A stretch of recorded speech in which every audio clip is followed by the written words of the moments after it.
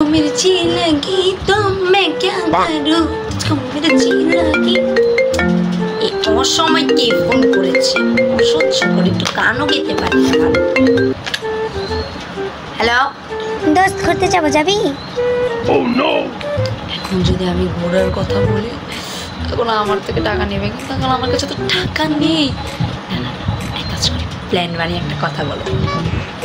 দাদা দোস্ত আমি তো বাসায় নেই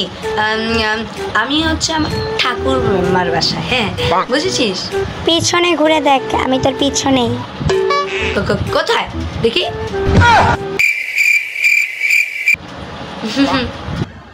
কই তোর শরীর খারাপ দোস্ত মানে তুই দোস্ত এত ফকিরনি এই আমি ফকিরনি না যা তোর লগে জামুই না সব সময় তোমার কি মান সম্মানটাই আমার গেল